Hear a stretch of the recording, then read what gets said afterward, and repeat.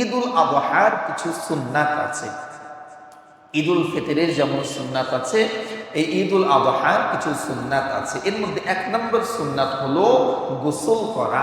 নবী করিম সাল্লাল্লাহু আলাইহি সাল্লাম ঈদের দিন গোসল করতেন, এজন্য আমরা সকলেই ঈদের দিন গোসল করব। ২ নাম্বার উত্তম পোশাক পরিধান করা। নতুন হতে হবে এটা সত্য নয়, আপনার বাড়িতে যেটা উত্তম ভালো ওই পোশাকটি আপনি পরিধান করবেন।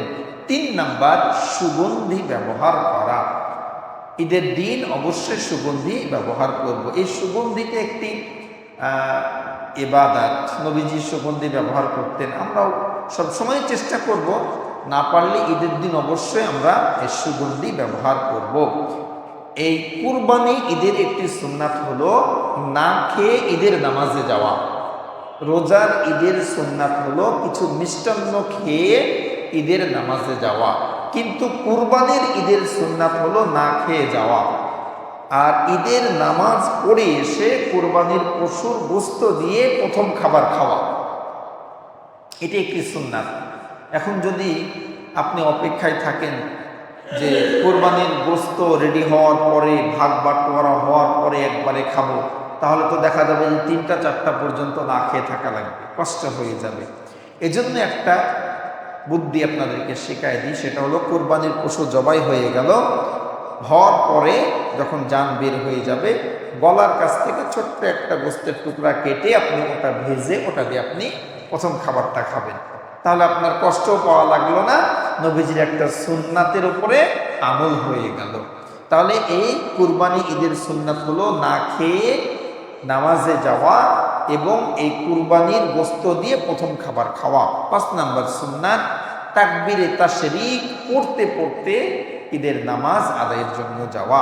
৬ নাম্বার ঈদের নামাজ আদায় করা। আমাদের অনেক মুসলমান ভাই আছে যারা ঈদের নামাজটাও পড়ে না, অনেক মুসলমান আছে। আফসোসের বিষয় ভাই, আফসোসের বিষয়, পরিতাপের বিষয়, ঈদের নামাজটাও পড়ে না এমন অনেক মুসলমান আছে। এজন্য আমরা এটা ভুল করব না, ঈদের নামাজ পড়ব। ৭ নাম্বার এক রাস্তা দিয়ে ঈদগাহে যাবেন, আর এক রাস্তা দিয়ে আসবেন।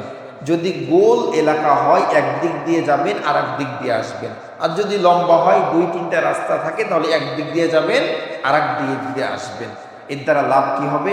আপনি একদিক দিয়ে গেলেন, ওই দিকের মানুষের সঙ্গে সাক্ষাৎ হলো, আর এক দিক দিয়ে আসলেন, ওই মানুষদের সঙ্গে আপনার সাক্ষাৎ হলো, মোলাকাত হলো, ঈদ বিনিময় হলো, একটা আনন্দ প্রকাশ পাবে।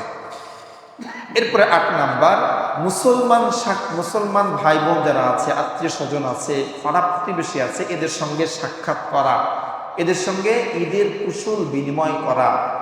একটি দোয়া নবীজি পড়তেন, তাকাব্বালুল্লাহু মিন্না ওয়া মিনকুম, এই দোয়াটি পড়া। ৮ নাম্বার এই কুরবানি ঈদের দিন ওই সারা দিনের আল্লাহর কাছে সবচেয়ে প্রিয় ইবাদত হলো কুরবানির পশুর রক্ত প্রবাহিত করা। ওই দিনের আল্লাহর কাছে সবচেয়ে প্রিয় ইবাদত। এজন্য আমরা পারতপক্ষে চেষ্টা করব ঈদের দিনে কুরবানি করা। যদিও বা ৩ দিন আমাদের সময় আছে, ১০, ১১, ১২ তারিখ সূর্য ডোবার আগ পর্যন্ত সময় আছে, কিন্তু আমরা চেষ্টা করব ঈদের দিনই কুরবানি করা।